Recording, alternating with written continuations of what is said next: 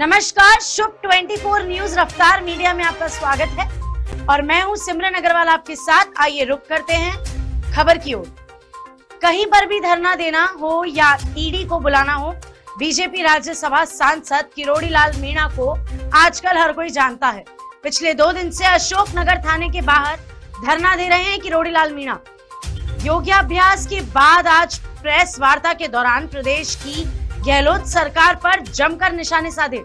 अवैध खनन घोटाले को लेकर उन्होंने कहा कि देश में सबसे ज्यादा खनिज संपदा राजस्थान में है, लेकिन हमारा दुर्भाग्य है कि कांग्रेस सरकार ने अपने जमीर के साथ ही राजस्थान की अमूल्य खनन धरोहर को भी कौड़ी के भाव बेच दिया है। किरोड़ी लाल ने मुख्यमंत्री गहलोत पर आरोप लगाया कि उनके हर विभाग में घोटालों की भरमार है। थोड़े दिन पहले ही ईडी ने सूचना प्रौद्योगिकी विभाग में छापेमारी की। अब दोबारा से यह अभियान शुरू होने वाला है। जल जीवन मिशन घोटालों को लेकर किरोड़ी लाल लगातार धरना दे रहे हैं। ये तो आने वाला वक्त ही बताएगा कि मीणा जी की कोशिशें कहां तक रंग लाती है और सियासत के चाणक्य इनसे निपटने के लिए क्या दांवपेच अपनाते हैं। आज का मामला है राज्य में गहलोत सरकार के इस कार्यकाल में खान घोटाले, खान विभाग में हुई अनियमितताएं, इलीगल माइनिंग, इलीगल अलॉटमेंट और मिलजुल कर राजस्थान के मिनरल और माइनर को लूटा है। आप सबको पता है कि देश में राजस्थान में सर्वाधिक माइंस और मिनरल है। तो एक है पहला खनिज स्टॉक घोटाला, ये करीबन 27,000 करोड़ का है। दूसरा बजी घोटाला, पूरे राज्य में करीबन 20,000 करोड़ का है। एक है अरावली हिल्स में इलीगल माइंस और इलीगल खनन का घोटाला जो 10,800 करोड़ का है। एक है हिंदुस्तान जिंक लिमिटेड का घोटाला जो 2,500 करोड़ का है। दूसरा जाली का कॉल घोटाला जो जिंदल का है, ये 2,400 करोड़ का है। एक ERCC का घोटाला है जो करीबन 2,000 करोड़ का है। सीमेंट ब्लॉक का घोटाला है जो करीबन 1,000 करोड़ का है। स्टाम्प का घोटाला है जो करीबन 1,000 करोड़ का है। और सावर माइंस का घोटाला है जो करीबन 200 करोड़ का। इस ढंग से 66,900 करोड़ के अनियमितताओं के, गड़बड़ घोटालों के, इलीगल माइनिंग के कागज में आपके सामने प्रस्तुत करूं। ये CAG की रिपोर्ट, CAG की रिपोर्ट 2019-20 की है, जिसमें CAG ने लिखा है, CAG says the mines department itself identified 43,436 cases of illegal mining। यहाँ का mines illegal mining activity 48,486 cases during year 2019-20। अब इसमें तो Rajasthan is blessed with 81 varieties of mines, out of which 57 are being commercially explored. The state has the highest number of mining leases in the country. There were frequent reports of the rampant illegal mining of minerals. The CAG report tabled in the State Legislative Assembly recently cautioned the illegal mining cases during 2019-20 were increased 169% as compared to the 2015-2016। दूसरा है कांग्रेस के इस राज में discretion आधार पर permit किए गए, उसमें 16,000 करोड़ का घोटाला किया और MMDR एक्ट के ऑर्डिनेंस 12 जनवरी 2015 के आने के पश्चात आज भी इनके द्वारा एक्सप्रेस हाईवे के धन्ना सेतुओं, बड़ी फर्म, बड़ी कंपनियों को ऑर्डिनेंस की भावना के विपरीत ई ऑक्शन के बजाय ई ऑक्शन होना चाहिए था। MMDR एक्ट ऑर्डिनेंस 12 जनवरी 2015 के अनुसार ई ऑक्शन होना चाहिए था।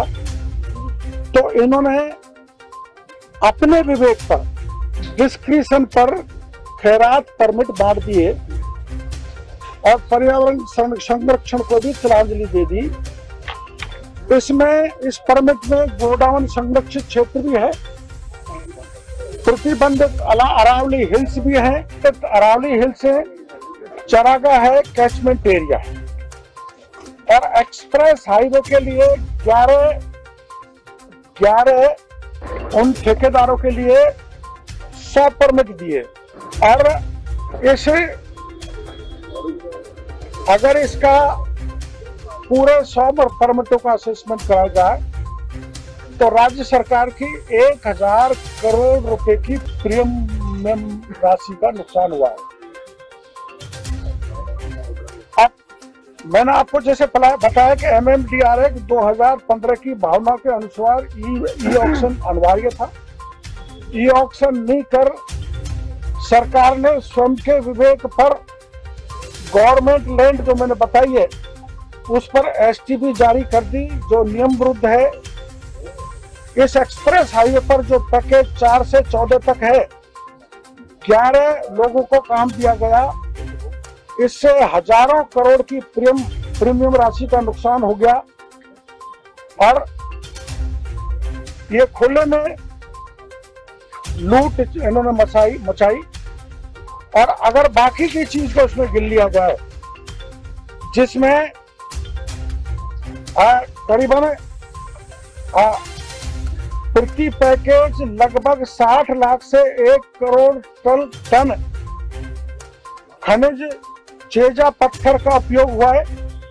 एवरेज 80 लाख टन प्रति पैकेज गया है, जिसमें 8 करोड़ 80 लाख टन अवैध खनिज पत्थर गया है और चुनाई का उपयोग हुआ है। इस प्रकार 45 रुपए प्रति टन की अनुसार 11 गुना पेनल्टी लगाई जाए तो 4,500 करोड़ रुपए का मिट्टी, मोरम, बजरी, चेजा पत्थर गया हुआ है। और 11 गुनी पेनल्टी के आधार पर ये 15,000 करोड़ का इन्होंने इलीगल माइनिंग कराया है। तो 15,000 करोड़, ये 1,000 करोड़ प्रीमियम का, तो 16,000 करोड़ का गड़बड़ घोटाला ये है। एक हुआ है स्टॉक घोटाला। स्टॉक घोटाले में ये CBI का मामला है। हम मुख्यमंत्री जी से कहेंगे कि CBI की जांच इसकी विशेषकर कराई जाए। एक ऐसा सॉफ्टवेयर राजस्थान सरकार ने विकसित किया जिसका नाम था OMS ऑनलाइन मैनेजमेंट सिस्टम। और इस सॉफ्टवेयर के जरिए करीबन 27,000 करोड़ का घोटाला इन ब्लॉक्स में हुआ है, खान मालिकों ने किया है। वो कैसे किया है कि सॉफ्टवेयर में, OMS में खान उद्यमियों, स्टॉकिस्ट आदि के GST number, pan number, mineral की आवक, मिनरल की जावक संबंधी आदि एंट्रियों का सामान्य प्रावधान तक नहीं हुआ। इससे सॉफ्टवेयर पर पूरे प्रदेश के खनन संबंधी राजस्व, मिनरल डिस्पैच आदि अन्य तमाम जानकारियों की एंट्री नहीं हो सकी। खान निदेशालय के रजिस्टर्ड डीलर, स्टॉकिस्ट विभाग के ऑनलाइन रजिस्ट्रेशन पोर्टल पर 1 फरवरी 2018 से खुद ही ऑनलाइन स्टॉक को प्रमाणित कर रहे थे ठेकेदार स्टॉकिस्ट। और उसका परिणाम क्या हुआ? उसका परिणाम ये हुआ कि 24/10/2019 को राजस्थान के खान विभाग ने 56 दल बनाकर 200 स्टॉक परिसरों पर छापा मारा, जिसमें 307 करोड़ की रॉयल्टी की चोरी पकड़ी गई। 200 स्टॉक कीपर के यहाँ, और पूरे राज्य में 18,000 स्टॉक कीपर है। अगर इनको मल्टीप्लाई कर दिया जाए तो ये बैठता है कि 27,000 करोड़ रुपए सरकार ने चोरी करने दिया इन स्टॉक से मिलकर। अब इसमें एक महत्वपूर्ण बात और है कि जो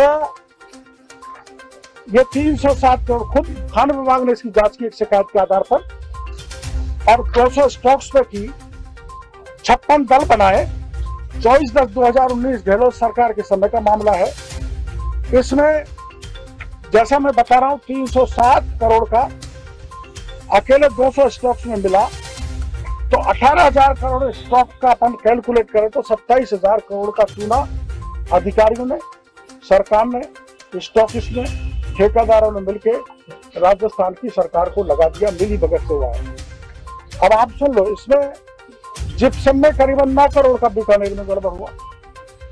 ऑनलाइन प्रक्रिया को आनंद फानंद में बिना नियमों के स्टॉकिस्ट डीलर्स की इच्छा पर ही छोड़ दिया गया। न तो नियमों में संशोधन किया गया, न ही उनके द्वारा सेल्फ सर्टिफाइड खनिज की मात्रा का मौके पर भौतिक सत्यापन करवाया गया, जिसके परिणाम स्वरूप परीक्षण में मात्र 200 स्टॉक के वेरिफिकेशन में ही विभिन्न खनिजों के 56.67 लाख मेट्रिक टनों का अंतर पाया गया। इतना स्टॉक का अंतर पाया गया। और जब खनिजों की चेक की गई बीकानेर की, तो वहां पर स्टॉक ही नहीं पाए गए कई जगह, और अकेले बीकानेर में 112.5 करोड़ का नुकसान इन्होंने किया है। 31 स्टॉक्स तो ऐसे पाए गए जिसमें स्टॉक ही नहीं थे। कोई स्टॉक रानी बाजार में बोल रहा है, तो कोई बूंदी में बोल रहा है, एक गुजरात में बोल रहा है। तो ये फर्जी बड़ा अधिकारियों ने मिलकर 27,000 करोड़ का किया। एक कंपनी आपकी जानकारी में है, गादिया कंपनी, जो विधानसभा के पड़ोस में एमएलए के क्वार्टर्स को बना रही है। इस गादिया कंपनी द्वारा 2020 में एसीसी से national limestone company private limited को 30 करोड़ में खरीदा, जबकि company registrar paid up capital मात्रा केवल 2 करोड़ दर्शाई गई। एसीसी कंपनी पर पूर्व में अवैध खनन का 20 करोड़ बकाया था। अब तमाशा देखो इस सरकार का, जो बकाया था, जो पेनल्टी थी, राजस्थान में नहीं, कहीं भी देश में कहीं भी बकाया पे, पेनल्टी पे एमनेस्टी स्कीम नहीं आई, कहीं भी देश में। और राजस्थान में इस 20 करोड़ पे गादिया को ओब्लाइज करने के लिए एमनेस्टी स्कीम लाई गई, जिसको 20 करोड़ में 3 करोड़ में छोड़ दिया और 17 करोड़ डुबा दिए राजस्थान की जनता के। राज्य में अवैध खनन की मांग को एमनेस्टी स्कीम लाने का ये देश का पहला उदाहरण है। डीएलसी की दर के अनुसार इन पर 56 करोड़ की स्टाम्प ड्यूटी बनती थी गादिया जी पर। उसको भी उस समय के एसीएस माननीय सुबोध अग्रवाल ने एक ऐसा प्रावधान डाला जिसको वाइड अब इनिशियो कर दिया, यानी प्रभाव शून्य कर दिया, यानी कोई नियम है ही नहीं, और ये 56 करोड़ माफ कर दिए। इस 56 करोड़ का अधिकार न्यायपालिका को माफ करने का कार्यपालिका को नहीं, लेकिन न्यायपालिका ने कर दिया। अब इस एक खनन पट्टे में 56 करोड़ माफ किए हैं, ऐसे 339 अन्य खनन पट्टों में भी इसी प्रकार के राशि माफ करके 1000 करोड़ के स्टाम्प ड्यूटी की चोरी, लूट इस सरकार ने कराई है। इसका प्रमाण मेरे पास। पीआरसीसी घोटाला, पीआरसीसी तो हम जानते होंगे, एक्सेस रॉयल्टी कलेक्शन कॉन्ट्रैक्ट होता है। इसमें प्रमुख तरफ से 3 कंपनियों की मोनोपोली है, गैलेक्सी माइंस, देव दशरथ कस्टम मिनरल। हर ईआरसीसी का ठेका हर वर्ष 1 अप्रैल से दिए जाने वाले ठेके की कार्रवाई 21 दिसंबर से 31 दिसंबर से प्रारंभ कर दी जाती है, जिसे नो बिड होने की स्थिति में, माना कोई नहीं आए बिडर, तो नो बिड होने की स्थिति में 3 माह की अवधि में लगभग 6 बार ठेके की नीलामी की जा सकती है, 1 अप्रैल तक और प्रभावी हो सकती है। लेकिन एसीएस खान विभाग ने बाकी के अधिकारियों ने ठेकेदारों से मिली भगत कर 1 अप्रैल को होने वाले 48 ठेकों की विज्ञप्ति जारी करने की प्रक्रिया 21 दिसंबर से प्रारंभ ही नहीं होने दी गई। अकेला खान का घोटाला, इस गहलोत सरकार में घोटाला means illegal development, illegal mining और अवैध निकासी और रॉयल्टी को माफ कर देना, और जो पेनल्टी बनी है उसको भी एमनेस्टी स्कीम लाकर माफ करने का घोर अपराध इस सरकार ने किया है। माननीय प्रदेश अध्यक्ष जी से मेरी बात हो गई थी, इसलिए आज ये जो 96,900 करोड़ का अलग अलग हमने घोटाला आपको दिया, जिसमें खनिज स्टॉक का घोटाला है, बजरी घोटाला है, अरावली हिल्स का घोटाला है, हिंदुस्तान जिंक लिमिटेड का घोटाला है, जाली का काल घोटाला है, कॉल घोटाला, ईआरसीसी घोटाला, सीमेंट ब्लॉक घोटाला, स्टाम्प घोटाला, सावर घोटाला, इसकी भी एफआईआर हम पुलिस थाने पर देंगे। आप इतनी तेज धूप में आपको तकलीफ हुई, परेशानी हुई, मेरी समझ में पहला मौका है कि आपको हमारे कारण सड़क पर खड़ा होना पड़ा। मैं सारे मीडिया से माफी चाहता हूँ। इस हमारी पार्टी ने तय किया है कि अब हम इस भ्रष्टाचारी सरकार से सड़कों पर उतरकर आक्रामक लड़ाई लड़ेंगे। माननीय मुख्यमंत्री जी अपने आप को जीरो टॉलरेंस भ्रष्टाचार की बात करते हैं।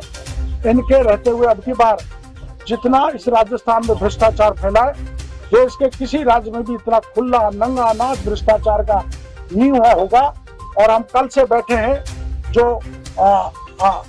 फर्जी कंपनी फर्जी डॉक्यूमेंट लाके 900 करोड़ के टेंडर ले लिए, फर्जी कारस्तानी कर दी, 420 467 का मुकदमा हम दर्ज कराना चाहते हैं, पुलिस नहीं कर रही।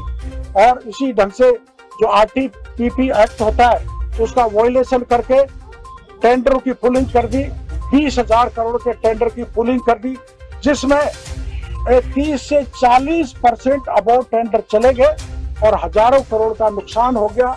और पत्रकार वार्ता करने या सूचना देने के बाद में उन्होंने टेंडर निरस्त कर दिए। जैसे कल महेश जोशी जी ने कहा था, टेंडर निरस्त कर देने से काम नहीं चलता। कोई मोटरसाइकिल ले जा रहा है और नियम का वायलेशन कर रहा है और उसको हेड कांस्टेबल थानेदार माफ कर दे तो इससे काम नहीं चलने वाला। ये भ्रष्टाचार है 20,000 करोड़ का। ये अगर उजागर नहीं होता तो 20,000 करोड़ को ये खुर्द-बुर्द कर देते। और जो काम पूरे राजस्थान में हो रहा है, पाइपलाइन गांव-गांव में पूरे सड़कें काट के डाल दी, घटिया पाइपलाइन है, घटिया टंकी है, घटिया लोरिंग है, घटिया कनेक्शन है।